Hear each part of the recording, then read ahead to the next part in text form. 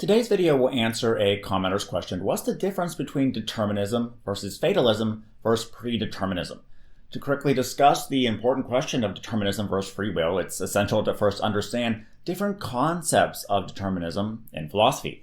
So I'll outline what each of these three means and the differences between them. First, determinism by itself today typically refers to something called causal determinism. Causal determinism states that events within a given paradigm are bound by causality in such a way that prior states completely determine any state of an object or event. The state of the universe right now determines what happens next, regardless of our will. Those that accept causal determinism believe that there is nothing in the universe that is uncaused or self-caused. For the most part, causal determinists are physicalists, meaning all there is to the universe in reality, at least we know of, is nature and the laws of nature that are unchanging and rigidly bind us.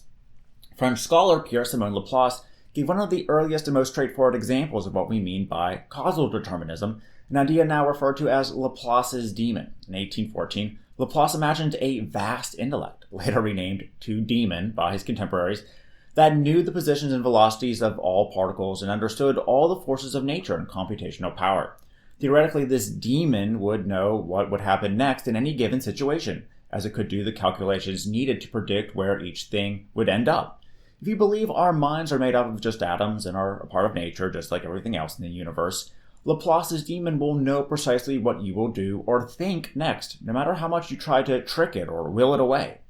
Of course, nothing like Laplace's demon exists today, and such a thing may not even be possible. The important thing to understand is that if such a thing could exist, that all events in the present determine the next subsequent event, then causal determinism is true.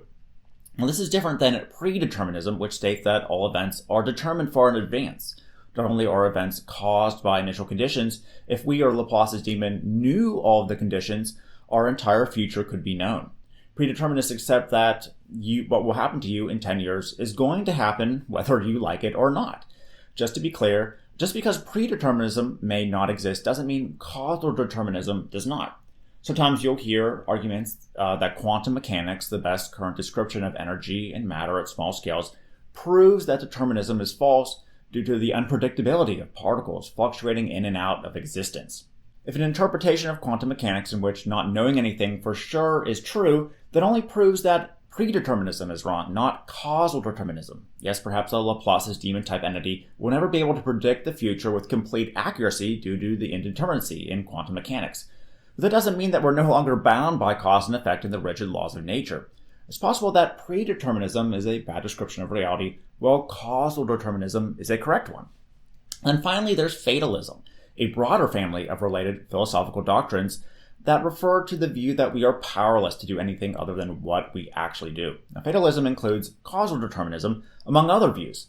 Theories within fatalism include Omniscience Fatalism, logical fatalism, and physical fatalism or causal determinism, which we just covered. Omniscience Fatalism basically means that an all-knowing being or beings determine all or part of our lives and foresee the future. This divine being may know what will happen in the future, but doesn't actively participate in our lives, or as in the Judeo-Christian God, it can and does actively participate to bring about events and miracles. Logical fatalism is the idea that future events must be determined because anything we say about them now must be true or false. Therefore, changing our fates would require changing the past, which is assumed to be impossible. So, for example, I might say that a comet will hit Earth sometime in the year 2021. Either a comet will hit Earth during that time or it won't. One of these two things will happen for sure. Now, it's fated or necessary that a comet will hit Earth or it's not going to hit Earth. No acts are free because they were performed. It was already true that they would be performed. Then there's causal determinism, which is what we just discussed at the top of the video. Now, are any of these really good descriptions of reality and true? Well, it turns out that we have very good reason to accept causal determinism, so make sure to subscribe for more videos below about that topic coming up. Predeterminism will depend on a final theory of everything, of matter and energy, which no one knows right now.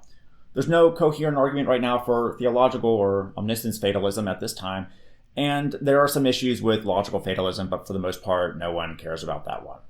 Now, if you like this video, please give it a thumbs up to help it rank in the YouTube algorithm, and subscribe for more videos like it below using the link in the description, and turn on the notification bell to receive updates when new videos are out. Thanks for watching, and hope you liked this one.